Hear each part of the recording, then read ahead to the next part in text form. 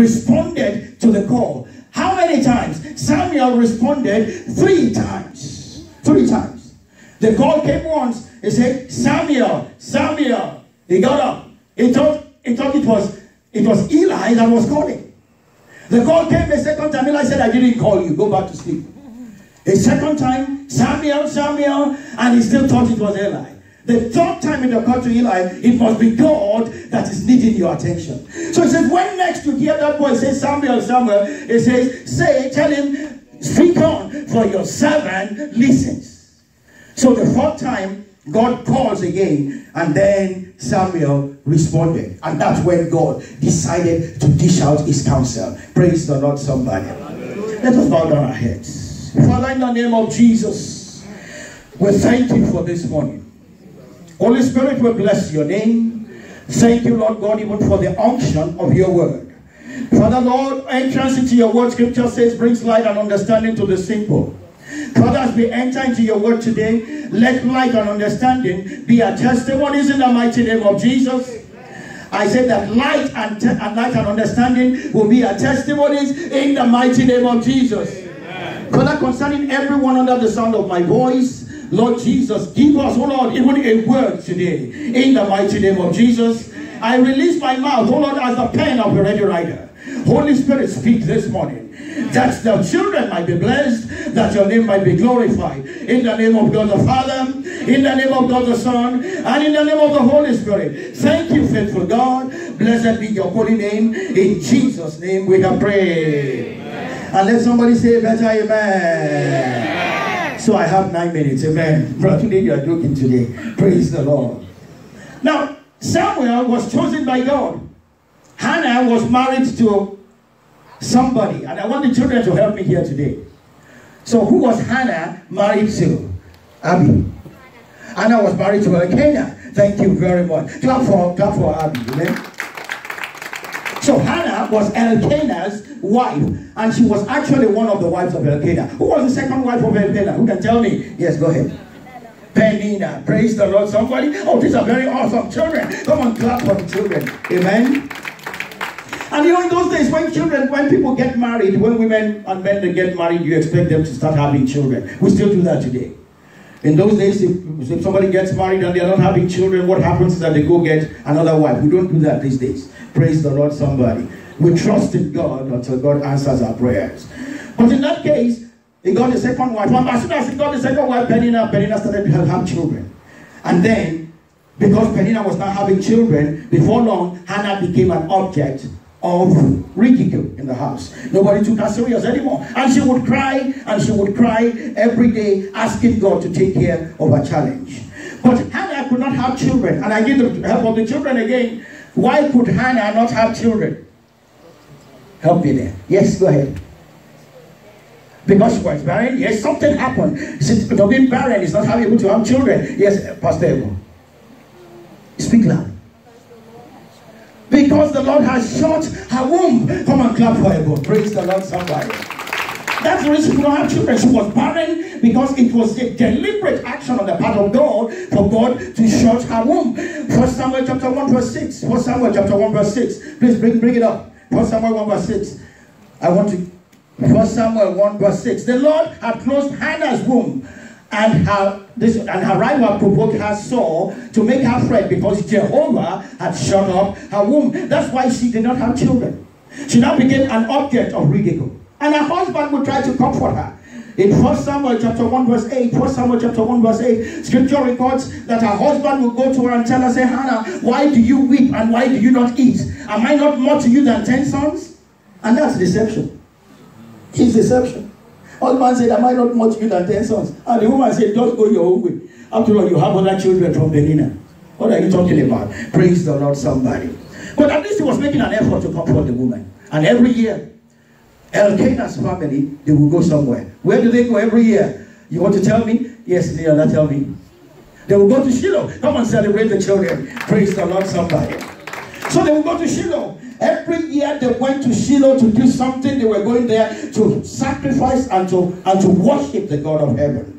For them, Shiloh was the place where they were connecting with the God of heaven. Brethren, Shiloh was a place of encounter for them. It was a place of solution. Shiloh was a place where miracles were happening. So every year they would go to Shiloh. Children, as you grow up, don't forget that you must have a place where you have an encounter with God. As you are growing up, always remember that there has to be a place where you must have an encounter with God.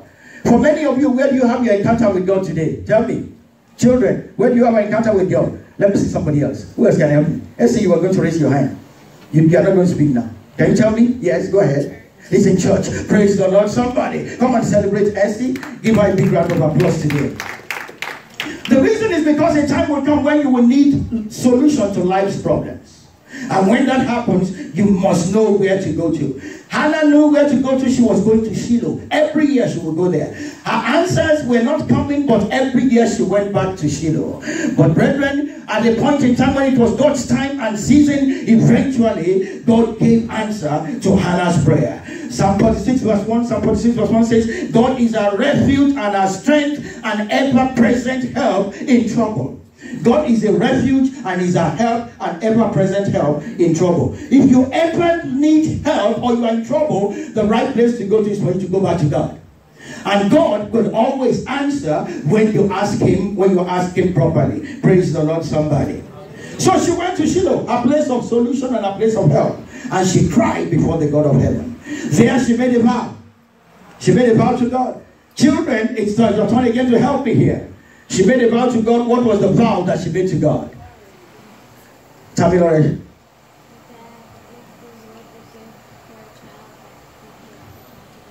Praise the Lord, somebody. Come and celebrate Tamilore. She said, if the Lord would give her a child, that she would give the child back unto God.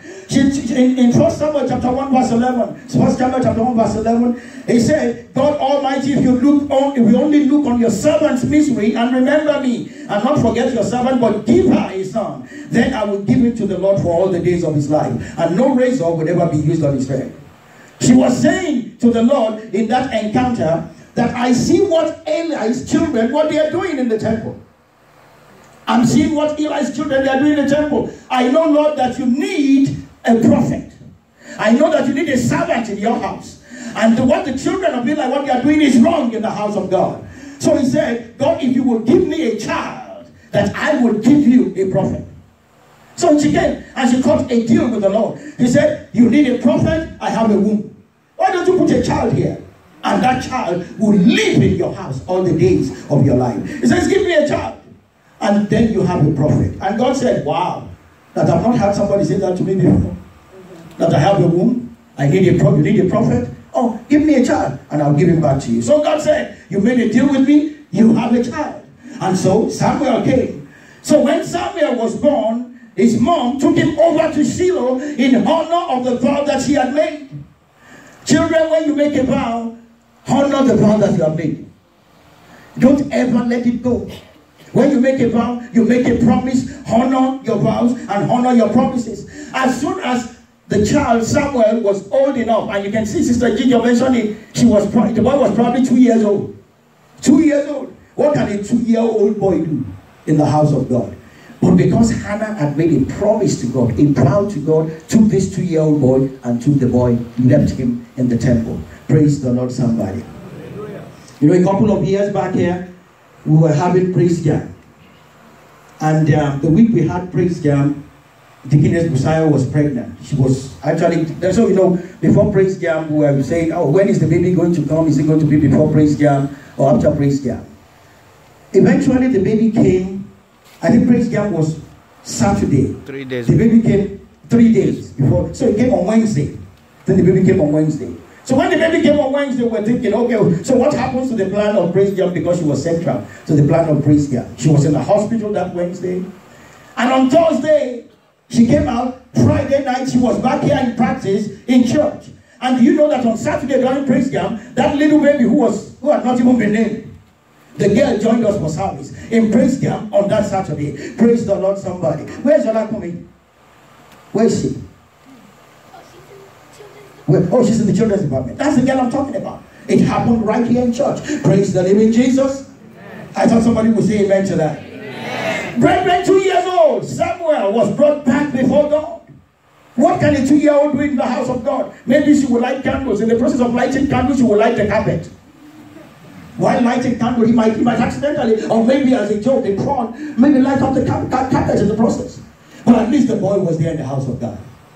Maybe in the house of God, all that the boy could do was make noise in the house of God. But at least he was in the house of God. There's this boy in our church in Philadelphia who was given birth to, and I was the pastor on call that week. They called me because they just gave birth to the boy. He was in children's hospital. And as soon as they gave birth to the boy, he had these complications. The boy was taking milk through the mouth. The milk was coming out of his ears. And it was a lot of, it was just a messy situation. Doctors said that the boy needed surgery, but they couldn't perform the surgery right away because the boy was just too small. So they put tubes into his mouth. And they sent the boy home. They said we should go and take it, that the parents should go and take care of the boy. That after 6 weeks they can bring the boy back and will be evaluated. But brethren, the people of God went to pray about that child, and God answered our prayers. Brethren, so what happened is that in a week before the boy was supposed to go back to the hospital, the 6th week, we had a program in church. So as we finished the program on the Thursday, I told the pastor who came to minister, and I said, we have this condition, we need you to please pray with this little boy. And the pastor said, what's the condition? I told him what the condition was. And he said, oh, my last son has that same condition. We prayed to God, and that God answered the prayer. He says, bring the boy to church, and we'll see what God will do. So on the last day of the program, it was a Sunday, the service had gone on, they didn't bring the boy to church, and this man was going to leave, and I was leaving everywhere. Where is this boy? Where is this boy? So that this man of God could pray. As we were leaving, the man had to catch a flight. There was a car parked in front of the church so they could take him to the airport. I saw them bringing this little boy. So the man said, go and bring the anointing oil. Prayed over this boy. They anointed him and called upon the power of God to heal the boy and the power of God for healing and for deliverance. They took the boy back to the hospital a week later, and the doctor said, what happened to this boy? That the boy no longer needed surgery. The boy, they said, would never speak, started to speak. The one that would never be able to walk would walk. The one that never would be able to live a normal life started to live a normal life. Why? Because they brought the child into the household of God. Brethren, that boy went around service, and the boy would be screaming at the end at the back of the church. We would hear his voice in the front. And then they said, please keep quiet. I said, no, let him cry. They said that boy would never speak.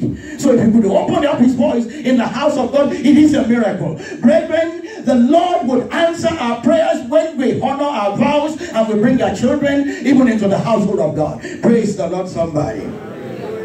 Hannah's joy, Hannah's sorrow was turned to joy when God answered his prayer. 1 Samuel chapter 2 verse 1. Hannah prayed, and he said, my heart rejoices in the Lord, and in the Lord my horn is lifted. He says, my mouth boasts over my enemies, for I delight in your deliverance. He said, my mouth boasts over my enemies, and I delight in. And he goes on to say that there is none holy as the Lord, there is none beside thee, neither is there a rock like our God. Praise the living Jesus. So this boy Samuel was left in the house of the Lord according to the promise of God. God had what he asked for. So God now called Samuel. So the point today, 3 things I want to mention, and I'll be out of here. 3 things. God was used to calling someone before this time. God would call Eli if he had anything he wanted to say to the people of Israel. But this time around, God chose not to call Eli. Why did God choose not to call Eli, but called a little boy in the house of Eli? I don't know whether you see that picture. Here is a prophet. He is the big prophet in the house. He had been the prophet. He had been speaking the counsel of God for ages. And then all of a sudden, God decided not to speak through this person. Was not speaking through a little boy who was probably 10 or 11 years in the house of the prophet. I don't know whether you see that picture. But that's exactly what happened in this case. So why would God do that? First, the reason why God did that is because Eli had fallen out of favor with God. Eli, he had fallen out of favor with God. Why would God use a rookie prophet when there was a veteran prophet that was already in the house? Why? Because the veteran had already lost favor before God. Why did he lose favor? Go with me to 1 Samuel chapter 2 verse 29. 1 Samuel chapter 2 verse 29. It says, wherefore kick ye at my sacrifice? Why are you kicking my sacrifice? The people bring sacrifice before God. Why are you kicking it? and at my offering, which I commanded in my habitation? Why do you honor your sons above me? It says, why do you honor your sons, your daughters, your children? Why do you honor them above me? To make yourself fat with the chiefest of all the offering of Israel, my people. Brethren, God was going to bring judgment down because Eli honored his children much more than he was honoring God. You know, the reason God called for Abraham to go and sacrifice his son, many people will wonder, why would he do that? He wanted to know whether that child was more important than God in the life of Abraham. That's why he said, go and sacrifice this boy. Praise the living Jesus. Eli was going to be judged for taking sacrifice and offering, which I have commanded in my habitation, taking them, and then honoring his sons, even above the God of heaven. It therefore goes on to say in 1 Samuel chapter 2, verse 30. 1 Samuel chapter 2, verse 30, please bring that up. Therefore Jehovah, the God of Israel, said, I said, indeed, that thy house and the house of your father should walk before me forever. God was saying that this is what I said before. He says, but now Jehovah said, be it far from me. God is not saying that I said that before. I'm the one who made the pencil. I'm also the one who made the eraser.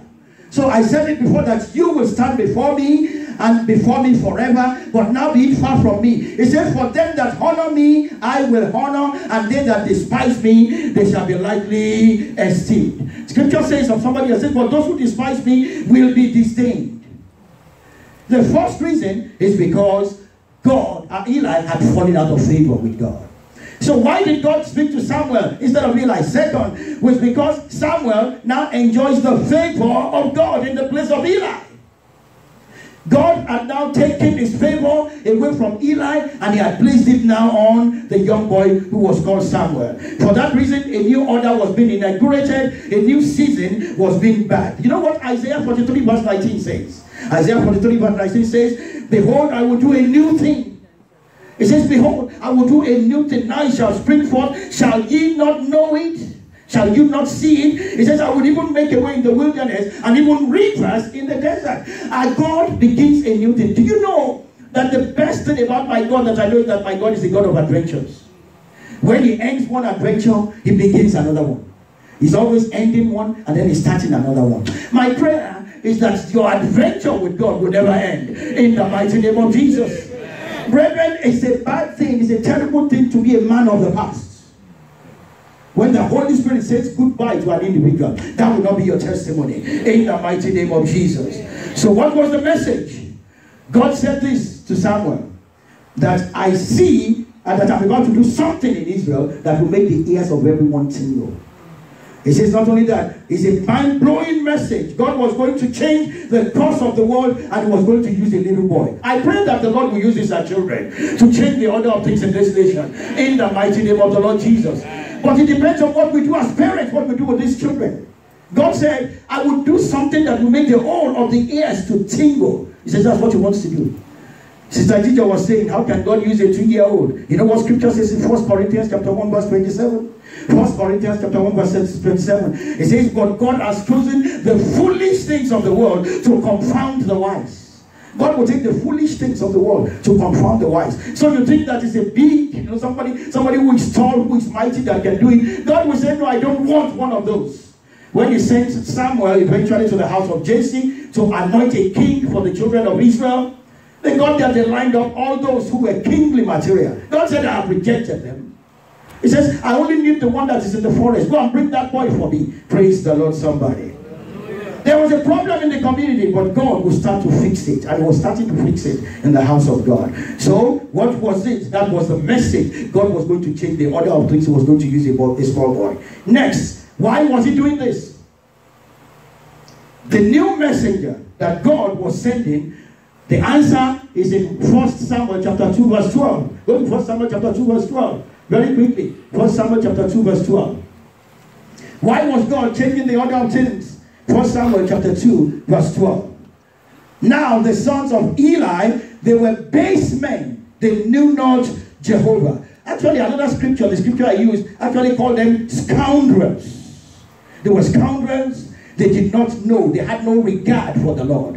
What were they doing? The breast and the right thighs of the animal, the sacrifices that were being brought into the house, that's what was meant for the priests. And then the rest was supposed to be burned as an offering before the Lord. But what were they doing? They were taking everything. They wanted the choicest part. They wanted everything. They were greedy people, scoundrels who, the little they were getting was not enough for them. Praise the Lord, somebody. It got to a point they were asking for raw meat from the people. They would tell them, go and bring meat for us. And there is a great danger when people of God, when we use our authority for our personal gains. The Lord would help us in the name of Jesus. That's why we have to examine our hearts all the time. I want to encourage you. Examine your heart. 1 Corinthians 11:28. 1 Corinthians 11:28 says, examine your motives and test your hearts. He wants to test your hearts all the time. Proverbs 4:23. Proverbs 4:23 says, above all else, guard your heart, for everything flows from it. Guard your heart, because everything flows from it. You have to test your heart at all times. Praise the Lord, somebody. Brethren, the Lord needed a prophet. Hannah had a womb that was ready. So she got a deal with the Lord and said, you need a prophet, I have a womb. Why don't you put a child here? And you have your prophet, and I will also have a child. She got a deal with the Lord. She knew how to do that. But brethren, how did she cut the deal? She cut the deal because she knew the heart of God. She knew exactly what God was going to do about that time and the season. Let me say this to you in closing. There are no miracles. Miracles happen when God wants to do something and he now finds a man that is ready. I'll say that again. A miracle happens when God wants to do something and he finds a willing hand. There's nothing that God can do if he does not find a willing hand. But when he finds a willing hand and it meets with what God is getting ready to do, then we have a miracle. That's why expectation is very, very important when you are looking for a miracle. I'll give you an example. There's no way right now that one of these children who are still in elementary school, they can have a miracle and become a medical doctor. Is that possible? Oh, answer me, please. That's impossible. There cannot be that kind of miracle. Because for a child to become a doctor, they have to go through the fields of education for them to get there. But brethren, by the time they go through the fields of education, then they can now become the doctor that they want to be. So if an opportunity comes up as a doctor, somebody who is prepared to fill that position because they have studied, they can now fill that position. Praise the Lord, somebody. But if you are not prepared, then there cannot be a miracle. Brethren, Hannah went to Shiloh that year. She was prepared to carry a child that was going to be one that would change the destiny of Israel. So she went to Shiloh, and when she got to Shiloh, she knelt down. Eli, the man of God, saw her and thought that she was drunk when she was moving about. That was the woman of destiny. She was moving about, she was praying in the spirit. And the man of God thought that she had drunk wine. And she now told the man, she said, I didn't drink any wine. I'm only pouring out my heart before the God of heaven. But brethren, that day, God heard the cry of a woman, the heartfelt cry of a woman. And God, who needed a prophet, met with somebody who was prepared with a womb that was waiting to receive a prophet. And God said, I will plant a prophet there, and Samuel will be the result for you. Brethren, that's why Samuel came, and they brought Samuel before the house of the Lord. And at age 2, even though he was young, he did not know what he was doing, but he was already worshiping God, even in the temple. And that's why when you talk about someone who was standing before God, who was a prophet, Samuel stood out among most of the prophets. Praise the living Jesus. I pray this morning that these are children, they will stand out. Amen. In the name of Jesus Christ. I pray that, and it doesn't matter what we have done in their foundation in the past. I pray that my God, who can reconstruct foundations, will reconstruct their foundation. In the mighty name of Jesus. That the God of heaven will visit our children, that like Samuel, even as we dedicate this week, even to praising God and blessing these children, even to be like Samuel, that God will turn these our children and turn their lives around and make them the Samuel of this generation. In the mighty name of the Lord Jesus. Rise up on your